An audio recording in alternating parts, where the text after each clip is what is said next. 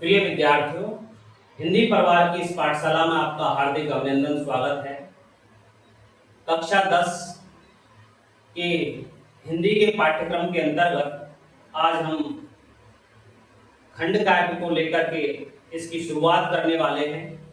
कक्षा 10 का जो हमने शेड्यूल निश्चित किया है उसके अंतर्गत हमने आज पहला जो पाठ है वो एक ऐसी रचना को लेकर के लिया है जो समस्त उत्तरी भारत के राज्यों में जो प्रसिद्ध जो महाकाव्य माना जाता है और जिसे नीति का काव्य भी कह सकते हैं, लोक का काव्य भी कह सकते हैं और जन मन में बसा हुआ वह महाकाव्य जिसे लेकर के और श्री राम ने अपने आदर्शों को प्रस्तुत करके मानव मात्र के लिए और कुछ अच्छा करने का आदर्श प्रस्तुत करने का जो सुअवसर प्रदान किया है, उसी क्रम में महाकवि तुलसीदास द्वारा रचित रामचरितमानस जो महाकाव्य है उसके अंतर्गत बाल कांड जो पहला कांड है रामचरितमानस का, उसके अंतर्गत जो पाठ में आपके में दिया हुआ है कि जब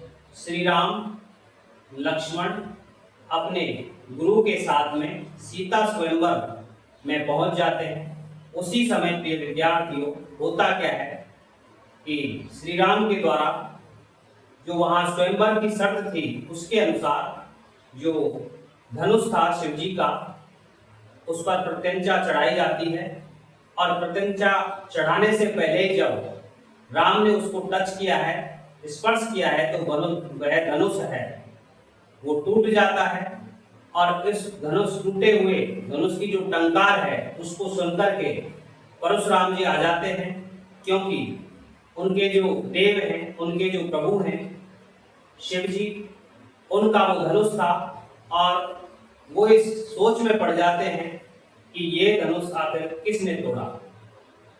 तो आकर के वो क्रोध में वहां पूरी सभा को ललकारते हैं और ये कहते हैं कि ये धनुष किसने तोड़ा है। वो जो व्यक्ति है जिसने इस धनुष को तोड़ा है वो पूरे राज समाज से अलग हो जाए, नहीं तो सभी राजाओं का समूल में नाश कर दूंगा। तो आइए प्रिय विद्यार्थियों, यहाँ पर प्रमुख रूप से राम और परशुराम जी का संवाद है, लक्ष्मण और परशुराम जी का संवाद है। आपके पाठ्यक्रम में ये जो पाठ है ये क्या क्या प्रस्तुति देता है और किस प्रकार का आपका जो विषय वस्तु है उसको लेकर के आगे बढ़ता है। तो प्रिय विद्यार्थियों, आइए पठन करते हैं इस पाठ को और इसकी जो व्याख्या हो सकती है, क्योंकि व्याख्या सबसे प्रमुख विषय वस्तु हुआ करती है हिंदी के अंतर्गत। यदि आपने पाठ की व्याख्या को अच्छी तरह से समझ लिया तो पूरा का पूरा जो पाठ है वो आपको अच्छी तरह से समझ में आ सकता है।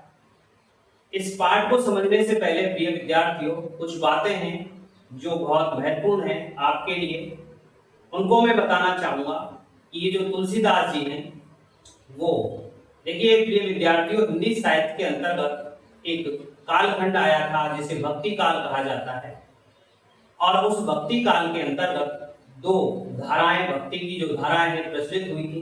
पहली धारा है सगुण भक्ति और दूसरी धारा है निर्गुण भक्ति।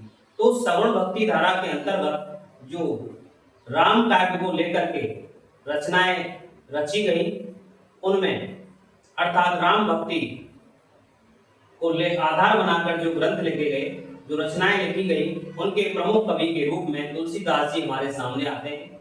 तो प्रिय विद्यार्थियों, भक्ति काल के अंतर्गत सगुण भक्ति और वो सगुण भी राम भक्ति यहाँ पर रामचरितमानस में प्रस्तुत होती है। तो आइए प्रिय विद्यार्थियों पाठ की शुरुआत करते हैं। मैंने आपको इसकी विषय वस्तु है, पाठ का जो प्रसंग है आपके जो पाठ्यक्रम में दिया हुआ है उसको हम समझ चुके हैं और यहाँ पर राम की अनन्य भक्ति और यहाँ मानव मूल्यों की स्थापना पर बल दिया गया है। देखिए प्रिय विद्यार्थियों, एक बात और मैं आपको बताना चाहूंगा कि जो रामचरितमानस है अवधी भाषा में रचा गया एक ग्रंथ है और वैसे देखते हैं प्रिय विद्यार्थियों तो जो तुलसीदास जी हैं उनका अवधी भाषा और ब्रज भाषा पर समान अधिकार था, लेकिन रामचरितमानस जो है वो यहाँ अवधी भाषा में रची गई है और यहाँ प्रिय विद्यार्थियों एक बात और ध्यान रखनी है आपको कि यहाँ जो छंदों का क्रम आता है वो दोहा और चौपाई के साथ साथ सोरठा है, हरिगीत का है, ये छंद भी साथ साथ आते हैं। विभिन्न प्रकार के अलंकार इसमें अनुप्रास जैसे, रूपक जैसे, इस प्रकार से अलंकार भी आते हैं। शांत रस इसमें आता है और रौद्र रस यहाँ इस पाठ में देखने को मिलेगा आपको। परशुराम जी जब क्रोधित होते हैं। तो आइए प्रिय विद्यार्थियों, बिना देर ये पाठ को शुरू करते हैं, क्योंकि आपको पृष्ठभूमि समझाना बहुत ही सही था। क्योंकि आप जब पाठ को पढ़ते हुए आगे बढ़ेंगे तो वही पृष्ठभूमि आपको उस पाठ को समझने में अपनी महत्वपूर्ण भूमिका अदा करेगा। देखिए यहाँ पर राम, लक्ष्मण और परशुराम जी का संवाद दिया हुआ है और रामचरितमानस का जो पहला कांड है बाल कांड, उससे ये पंक्तियां ली गई हैं। ये जो काव्य है, ये काव्य सौंदर्य है, वो लिया गया है दोहा चौपाई सोरठा शैली में। यहाँ पर दोहा और चौपाई का क्रम दिया हुआ है। तो देखिए बाल कांड से उद्धृत पंक्तियां। यहाँ आपका जो चौपाई का जो क्रम शुरू होता है पाठ का, उसमें श्री राम का कथन है और जब वो परशुराम जी वहां उस स्वयंवर में, सीता स्वयंवर में उस धनुष की टंकार को सुनकर आ जाते हैं, तो वहां वो क्रोधित अवस्था में आते हैं। राम उन्हें अनुनय विनय के साथ समझाने का प्रयास करते हैं और राम परशुराम जी से किस प्रकार कहते हैं, देखिए एक एक पंक्ति को देखते हैं और आगे पढ़ने का प्रयास करते हैं। नाथ सम्मुधन भंज निहारा, हे नाथ, हे परशुराम जी, हे स्वामी, सम्मुधन अर्थात शिव जी का धनुष, भंज निहारा तोड़ने वाला, हे स्वामी। श्री राम कहते हैं परशुराम जी से कि हे स्वामी, आपके गुरु भगवान शंकर के धनुष को तोड़ने वाला होय, होय यानी होगा, केव यानी कोई होगा, एक दास तुम्हारा, एक आपका सेवक ही, एक आपका दास ही हो सकता है। तो प्रथम पंक्ति के माध्यम से कहा गया है, श्री राम का कथन है कि हे परशुराम जी, हे मेरे स्वामी, इस शिव जी के धनुष को तोड़ने वाला कोई और नहीं, आपका ही एक सेवक, आपका ही एक दास हो सकता है। दूसरी पंक्ति, आयस काह कहिए किन मोहि, आयस, आयस मानी आज्ञा, क्या आज्ञा है, कहा है क्या, कहा है आयुष यानी कि क्या आज्ञा है, कहिए किन मोहि, कहिए किन मोहि मुझसे, अर्थात हे स्वामी आपकी मेरे लिए क्या आज्ञा है, ऐसा मुझसे कहिए, आपकी जो भी आज्ञा होती है वो मुझसे कहिए। सुन रसाय बोले बोले मुनि कोहि, इस राम की विनय पूर्वक बातों को सुन करके, क्योंकि वो परशुराम जी तो क्रोधित अवस्था में थे उस समय, तो श्री राम जी की बातों को सुन करके, सुन रिसाय यानी कि क्रोधित होकर के, राम की बातों को सुनकर क्रोधित होकर के, बोले मुनि कोहि, वह क्रोध की अग्नि में जल रहे जो परशुराम जी हैं वो बोले हैं। अर्थात श्री राम जी की बातों को सुनकर परशुराम जी अत्यंत क्रोध की अवस्था में बोले हैं। क्या बोले हैं, सेवक सोच करे सेवकाई, हे राम आपने तो कहा है कि कोई सेवक ही होगा, लेकिन सेवक तो वह होता है। यहाँ सेवक का जो गुण है परशुराम जी ने बताया कि सेवक कौन होता है, सेवक सोच करे सेवकाई, हे राम सेवक तो वह होता है, दास तो वह होता है जो सेवा करता है। अर्थात दास या सेवक वह होता है जो अपने स्वामी की क्या करता है, सेवा किया करता है। अरि करनी कर करिए लड़ाई, अरि करनी, और अरि करनी, अरि कहते हैं शत्रु को, और जो ये शत्रु का जो कार्य है, करिए लड़ाई आपने, अर्थात शत्रु का कार्य करके जो युद्ध को बढ़ाए, अर्थात अरि करनी करिए लड़ाई, आपने शत्रु जैसा कार्य किया है और शत्रु जैसा कार्य करने, अर्थात यहाँ पर स्वयं श्री राम को इंगित नहीं करते हुए परशुराम जी कहते हैं, अभी उन्हें पता भी नहीं है प्रिय विद्यार्थियों कि ये धनुष किसने तोड़ा है, वो केवल यहाँ पर ये बताना चाहते हैं कि सेवक कौन होता है और सेवक का क्या कार्य होता है, क्या कार्य नहीं होता है। दोबारा से देखते हैं, सेवक सोच करे सेवकाई, हे राम सेवक तो, दास तो वह होता है जो सेवा करता है, अरि करनी करिए लड़ाई, और जिसने भी ये शत्रु का कार्य किया है उस शत्रु के कार्य को करके और युद्ध को बढ़ाए, युद्ध करे, वह सेवक नहीं है, वह दास नहीं है। अर्थात यहाँ दास या सेवक होने की जो शर्त है परशुराम जी ने ये बताई है कि सेवक तो वह है जो सेवा करता है, वह सेवक नहीं है जो शत्रु जैसा कार्य करे और युद्ध करे, युद्ध के लिए अड़ जाए, वह सेवक नहीं है। आगे देखिए, सुनऊ राम जय शंभु शिव धनु तोड़ा। हे राम सुनिए, जय शिव धनु तोड़ा, जिसने शिव जी के धनुष को तोड़ा है, जिसने शिव जी के धनुष को तोड़ा है। हे राम, सहस बाहु सम सूर मोरा, वह व्यक्ति जिसने इस धनुष को तोड़ा है वह मुझे किसके समान शत्रु है? सहस बाहु सम, वह सहस्त्र बाहु के समान रूप मोरा मेरा शत्रु है। सहस्त्र बाहु को जिसकी 1000 भुजाएं मानी जाती है और ये विष्णु का भी पर्यायवाची है। एक राजा था और जिसने परशुराम जी को दंश दिया था, माता पिता की हत्या हो गई थी और यहाँ उनकी जो कुटिया थी जहां पर माता पिता रहते थे उसको ध्वस्त नष्ट कर दिया था। तो वहीं आकर के देखा और लोगों से सुना कि सहस्त्रबाहु ने ये कार्य किया है नीच, तो वहीं प्रतिज्ञा कर ली थी परशुराम जी ने, मैं इस सहस्त्रबाहु को समूल नष्ट कर दूंगा। इसलिए जाकर के युद्ध में उसकी जो भुजाएं थी उनको काट डाला था। इसलिए जिस प्रकार से मेरा सहस्त्रबाहु शत्रु है, जिसने इस धनुष को तोड़ा है वह भी मेरे उस सहस्त्रबाहु शत्रु के समान है। आगे देखिए, सो विलगाव विहाय समाजा, वह व्यक्ति जिसने इस धनुष को तोड़ा है, विलगाव, सो विलगाव, वह अलग होकर के, विहाय समाजा, इस राज समाज को छोड़ करके, अर्थात वह व्यक्ति जिसने इस शिव धनुष को तोड़ा है वह इस राज समाज से अलग हो जाएंगे। यानी कि अलग हो जाओ, यानी कि अलग से आ जाइए।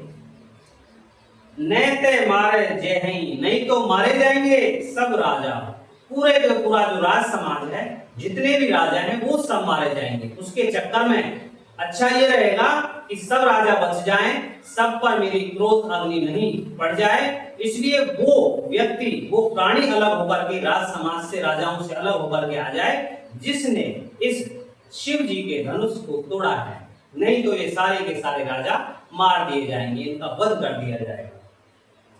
सोने मुनि वचन लखन मुस्काने। अब राम और परशुराम जी का वार्तालाप चल रहा है, इन बातों को सुन करके और अब बीच में कौन बोले हैं? लखन, यानी कि लक्ष्मण जी बोले हैं। मुस्काने यानी कि मुस्कुरा करके, हंस करके बोले हैं। बोले परशुधरई अब माने, बोले और किससे बोले हैं? परशुधरई, जो परसे को धारण करता है, अर्थात परशुराम जी से। अब माने, अपमान करते हुए, उस परशुराम जी का अपमान करते हुए बोले हैं। कौन? लक्ष्मण जी। क्या बोले हैं? बहु धनु ही तोरी लड़काई, हे परशुराम, हमने तो बहु धनु ही, बहुत से धनुष तोरी लड़काई, लड़काई यानी बचपन में, हमने तो बचपन में ऐसे बहुत सारे धनुष तोड़ डाले। कबहु ने अश्रेष कीन गोसाई, हे स्वामी, हे गोसाई, कभी हम पर तो किसी ने क्रोध नहीं किया। अर्थात कहने का तात्पर्य है कि ऐसा इस धनुष में क्या है, हमने तो अब से पहले बहुत से धनुष तोड़ डाले हैं, लेकिन इस धनुष के तोड़ने पर ऐसा क्रोध आप क्यों कर रहे हैं? यही धर्म पर ममता के हेतु, के हेतु किस कारण आपकी ममता है वो इसी धनुष पर क्यों है? पहले तो आप कभी क्रोधित नहीं हुए थे और ये जो धनुष हम किसी ने तोड़ा है उस क्रोधित क्यों हो रहे हो उस व्यक्ति पर जिसने ये धनुष तोड़ा है। सुन रसाय कह भ्रगुकुल केतु, सुन रसाय कह भ्रगुकुल केतु, भ्रगुकुल यानी कि भ्रगु वंश के केतु यानी पताका, यानी कि भ्रगु वंश के दीपक, भ्रगु वंश की पताका, यानी कि भ्रगु वंश में जन्मे अर्थात परशुराम जी। सुन रसाय, लक्ष्मण की इन बातों को सुन करके और परशुराम जी क्रोधित होकर के बोले हैं। अब यहाँ दोहे के रूप में दिया हुआ है, रे नृप बालक, हे राजकुमार, नृप बालक राजा के कुमार यानी कि राजपुत्र, काल वश यानी कि काल के वशीभूत होकर के, तुझे किसने वशीभूत कर रखा है, किसने वश में कर रखा है, तेरे काल ने। बोलत तो इन्हें संभाल, काल के वशीभूत होकर तुझसे बोला भी नहीं जा रहा है, अर्थात तेरा जो काल है हे लक्ष्मण वो क्या है, काल के निकट है, तेरा समय है जो, अर्थात बोलने की तुझ में क्या नहीं है, समझ नहीं है, और तू क्या कह रहा है, तुझे ये भी पता नहीं है कि तू किससे बात कर रहा है, क्या कह रहा चाह रहा है। अर्थात कहने का तात्पर्य यह है कि हे लक्ष्मण, तू काल के वशीभूत है, काल तुझे यहाँ बुला रहा है, लेकिन तुझे सत्य रूप में ये पता नहीं कि तू क्या कह रहा है। धनुई सम त्रिपुरार धनु, धनुई सम, तू अन्य सामान्य धनुष की के समान कह रहा है, त्रिपुरार धनु, अर्थात त्रिपुरारी कहते हैं शिव जी के धनुष को तुम क्या कह रहे हो, अन्य सामान्य जो धनुष है उनके समान बता रहे हो। विदित सकल संसार, इस धनुष को तो जो संसार है पूरा का पूरा वो अच्छी तरह से जानता है, अर्थात तू उसे, हे लक्ष्मण, परशुराम जी कहते हैं हे लक्ष्मण, तू इस धनुष को एक सामान्य धनुष मान रहा है, अर्थात जिस धनुष को, शिव जी के धनुष को पूरा संसार जानता है, उस धनुष को तू सामान्य धनुष बता रहा है, और ये कह रहा है कि ऐसे धनुष तो हमने बचपन में बहुत सारे तोड़े हैं, लेकिन ये एक सामान्य धनुष नहीं है, ये तो मेरे प्रभु शिव जी का धनुष है, इसलिए तू जो कह रहा है तुझे कहने में समझ नहीं है कहने की, क्योंकि तुझे कौन कहला रहा है, तुझसे तेरे तू क्या हो गया है, काल के वश में हो गया है, काल तेरा नजदीक है, इसलिए तू ऐसी बातें कर रहा है। आगे देखिए, लखन कहा हंस हमरे जाना, यहाँ लक्ष्मण जी के कथन है, लखन कहा हंस हमरे जाना, सुनो देव सब धनुष समाना। लखन कहा, लक्ष्मण जी ने कहा, हंसी हंस करके, अब लक्ष्मण जी हंस रहे हैं और हंस करके कह रहे हैं, हमरे जाना, हमारी जानकारी में तो हमने तो ये जाना था, सुनो देव, हे देव सुनिए, सब धनुष समाना, हम तो ये जान रहे कि सभी धनुष क्या होते हैं, समान होते हैं। ऐसा लक्ष्मण जी ने हंस करके कहा, किससे, परशुराम जी से। का क्षति लाभ जून धन तोड़े, का क्षति, क्षति यानी हानि, लाभ क्या क्षति है, क्या हानि, यानी कि इस धनुष को तोड़ने से क्या हानि लाभ है। जून शब्द है, जून का अर्थ है पुराना, तो इस पुराने धनुष को तोड़ देने से क्या हानि लाभ है। देखा राम नयन के भोरे, और हमारे जो प्रभु हैं, हमारे जो भाई हैं श्री राम जी, उन्होंने तो नयन के धोखे से, नेत्रों के धोखे से, अर्थात भ्रम के वशीभूत होकर के, केवल भ्रम के कारण नयनों का जो भ्रम हुआ था और उसी के चक्कर में तोड़ दिया था। छुअत टूट रघुपति ने दोषु, ये तो धनुष तुम्हारा ऐसा है पुराना कि जिसको छुअत टूट, ये छूटे ही टूट गया है। रघुपति ने दोषु, इसमें रघुपति यानी कि श्री राम जी का तो कोई दोष है नहीं। मुनि बिन काज करिए कत रोषु, हे मुनि आप तो बिना कारण ही व्यर्थ ही राम पर क्रोध कर रहे हो, रोषु क्रोध कर रहे हो। बोले चिते परशु की गोरा, अब यहाँ पर जो परशुराम जी हैं, इन वचनों को सुनकर, व्यंग भरे वचनों को सुनकर, और जो लक्ष्मण जी हैं वो लक्ष्मण जी के वचनों को सुनकर परशुराम जी क्या कहते हैं, और उनके कहने से पहले और वो लक्ष्मण जी को क्या दिखाते हैं प्रिय विद्यार्थियों, वो आगे की पंक्ति में दिया हुआ है। बोले चितय, और ये देख कर, चितय यानी देख कर ये बोले हैं, परस की ओर, अपने परस यानी फरसे की ओर देख करके बोले हैं। रे सट, अरे मूर्ख, सट कहते हैं मूर्ख को, अरे मूर्ख, सुनहु स्वभाव ने, सुने स्वभाव ने मोरा, तूने मेरा स्वभाव के बारे में नहीं सुना है कि मैं कितना क्रोधी हूं, अच्छे अच्छों को मैंने भस्म कर दिया है, एक बार तो पृथ्वी को भी मैंने क्या कर दिया था, क्षत्रियों से खाली कर दिया है, अर्थात तू मेरे स्वभाव से परिचित नहीं है। बालक बोध बधो नहीं तो ही, मैं तो तुम्हें बालक बोध जानकर, मैं तो तुम्हें बच्चा जानकर, बालक जानकर बधो नहीं, तो अब तक मैंने तेरा वध नहीं किया है। केवल मुनि जड़ जान मोही, क्या तुम मुझे केवल मूर्ख जो मुनि है वो जान रहे हो, ना समझ मुनि जान रहे हो, और मैं एक सामान्य मुनि तक नहीं हूं। और वो अपनी विशेषताएं बताते हैं। बाल ब्रह्मचारी को ही, मैं तो वह बाल ब्रह्मचारी हूं और अत्यधिक क्रोधी स्वभाव का हूं, विश्व विदित क्षत्रिय कुलद्रोही। और यह विश्व विदित, ये जो पूरा संसार है ये जानता है, क्षत्रिय कुलद्रोही, क्षत्रिय कुल का घोर शत्रु हूं। मैं तो क्षत्रियों को शत्रु लगता हूं, अर्थात मेरे सभी जो क्षत्रिय हैं वो क्या है, शत्रु हैं, और उनको घोर शत्रु में कहा जाता हूं। इस बात को पूरा के पूरा संसार जानता है। हे लक्ष्मण, भुजबल भूमि भूप बिन कीनी, भुजबल अपने बाजुओं के बल पर, अपनी भुजाओं के बल पर, भूप बिन कीनी भूमि, अर्थात मैंने अपनी भुजाओं के बल पर इस भूमि को राजाओं से विहीन कर दिया है। पूरे के पूरे राजाओं को मैंने वध कर दिया था एक समय, और इस पूरी भूमि को राजाओं से हीन कर दिया था। विपुल बार मही देवन देवी, मही देवन अर्थात मही देव यानी कि मही यानी धरती, देव यानी राजा, धरती के अर्थात ब्राह्मणों को, और क्षत्रियों से विहीन इस पृथ्वी को करके मैंने कई बार इसे दान में दिया था। विपुल बार, कई बार, मही देवन देनी, ब्राह्मणों को मैंने इसे दान में दे दिया था, इस भूमि को। आगे देखिए, सहस बाहु मुझ छेद निहारा, सहस बाहु मुझ छेद निहारा, परस विलोप महीप कुमार, महीप कुमारा, हे राजपुत्र, हे राजा के कुमार, परस विलोप, मेरे इस फरसे को देखिए, सहस बाहु भुज छेद निहारा, मेरा जो फरसा है वो सहस बाहु भुज, सहस बाहु की भुजाओं को छेद निहारा, काटने वाला है। ये मेरे, अब लक्ष्मण इस मेरे फरसे को देखो, ये फरसा तो क्या है, सहस बाहु की भुजाओं को काटने वाला है, उन भुजाओं का छेदन करने वाला है। मातु पितई जन सोच बस, मातु पितई जन सोच बस, करस महिष किशोर, महिष किशोर, हे राजपुत्र, मातु पितई जन सोच बस करस, तू अपने माता पिता को शोक से युक्त क्यों करता है, अर्थात तू अपने माता पिता को दुखी क्यों करना चाहता है।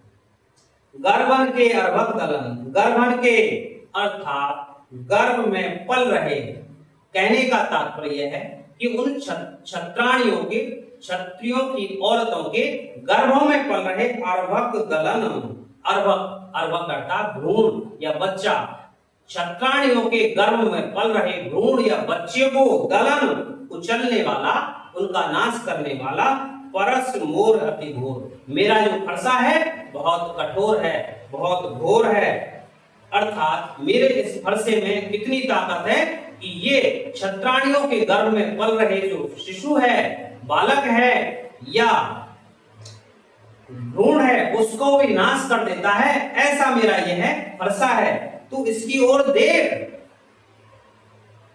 आगे देखिए, बिहस लखन बोले मृदुबानी, ऐसी बातों को सुनकर उन्हें लक्ष्मण जी बोले हैं मृदुबानी, मधुर वाणी में बोले हैं, अहो मुनीस महावटमानी, अहो, अरे मुनीस, हे मुनि श्रेष्ठ, महाभट मानी, मानते हो, तुम तो स्वयं अपने को क्या मानते हो, महान मुनि मानते हो, अर्थात मुनि श्रेष्ठ मानते हो, महाभट, भट का अर्थ योद्धा, महान योद्धा, क्या तुम तो स्वयं को क्या मानते हो, मुनि श्रेष्ठ मानते हो और महान योद्धा मानते हो।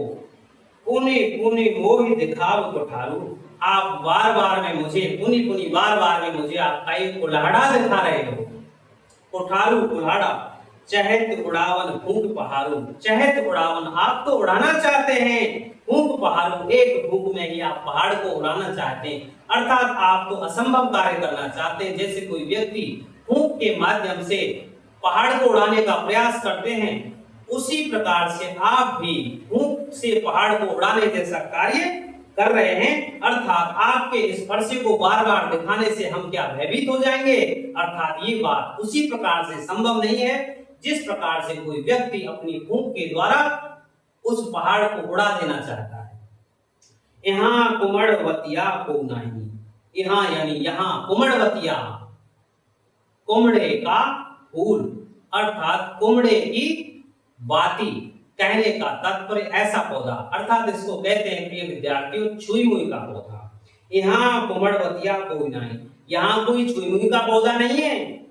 जे तर्जनी देख मर जाएगी, जो तर्जनी यानी कि उंगली को देखकर मर जाएगी, जो कुमला जाए। यहाँ कोई छुई का पौधा नहीं है जो तर्जनी को देखते स्पर्श भी नहीं करे, उसको देखते कुमला जाए। छुई के पौधे में के बारे में ये कहा जाता है कि विद्यार्थी को उसको हाथ लगाते ही वो मुरझा जाता है पौधा।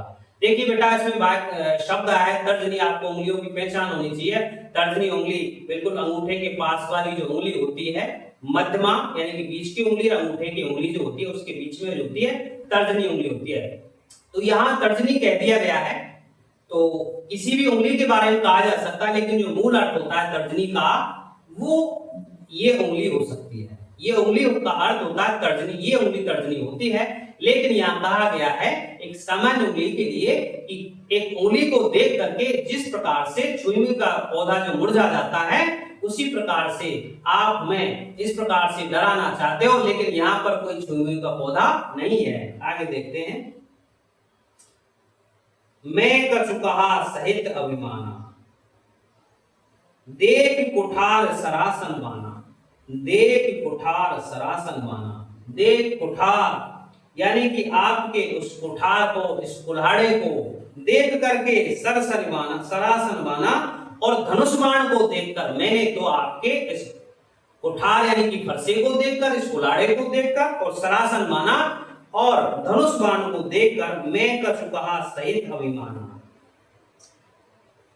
आपसे अभिमान सहित ही कहा है कुछ कि मैं जो बातें कर रहा हूं बहुत अभिमानी व्यक्ति है, वो कोई श्रेष्ठ व्यक्ति है। लेकिन मैंने जैसे देखा कि आपके हाथ में एक कुल्हाड़ा है और आपने धनुष बाण धारण कर रखे हैं, मैं कछुकहा सहित अभिमाना, तो मैंने आपसे जो कई बात हैं वो कैसी हैं, अभिमान से युक्त बातें हैं।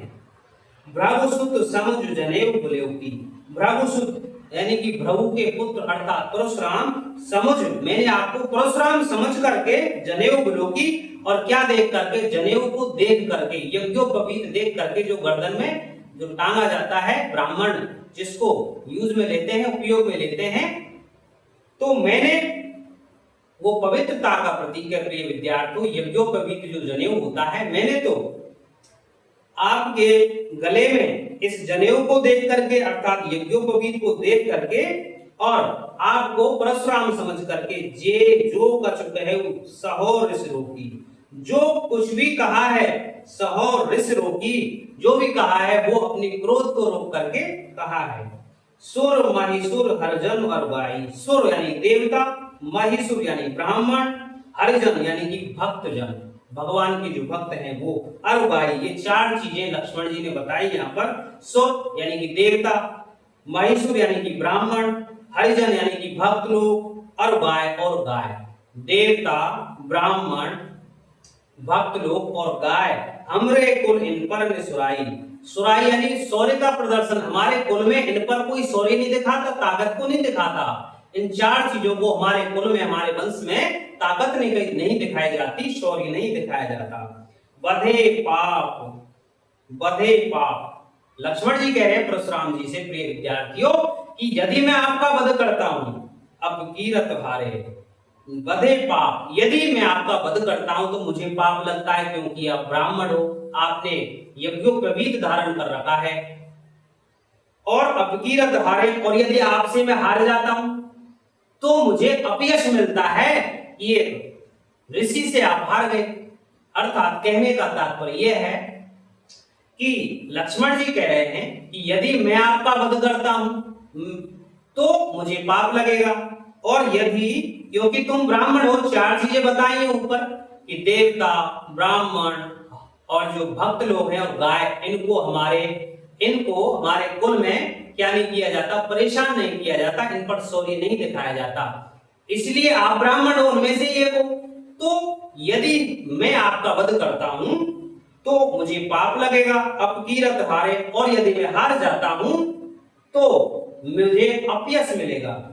मारत हूं पाप पर ये तुम्हारे, तो मुझे मारत हूं पाप पर ये तुम्हारे, तो पैरों में पाप पर ये तुम्हारे, मुझे आपके पैरों में पड़ना पड़ेगा। मारत हूं, मुझे आपके पैरों में पड़ना पड़ेगा। कोटि पुलिस सम वचन तुम्हारा, कोटि पुलिस सम वचन तुम्हारा, व्यर्थ धरऊ धनवान कुठारा। कोटि पुलिस अर्थात करोड़ों वज्र के समान सम वचन तुम्हारा, तुम्हारे जो वचन हैं वो करोड़ों वज्र के समान हैं। व्यर्थ धरऊ धनवान कुठारा, आपने तो व्यर्थ में ही ये जो धरऊ व्यर्थ में धारण कर रखे धनवान कुठारा, ये धनुष्वान और ये कुल्हाड़ा अर्थात आपका परसा व्यर्थ में ही धारण कर रखे हैं आपने। आगे देखिए, जो विलोक अनुचित कहू क्षमऊ महामुन धीर। अब इसमें लक्ष्मण जी अंत में परशुराम जी से क्षमा प्रार्थना करते हैं।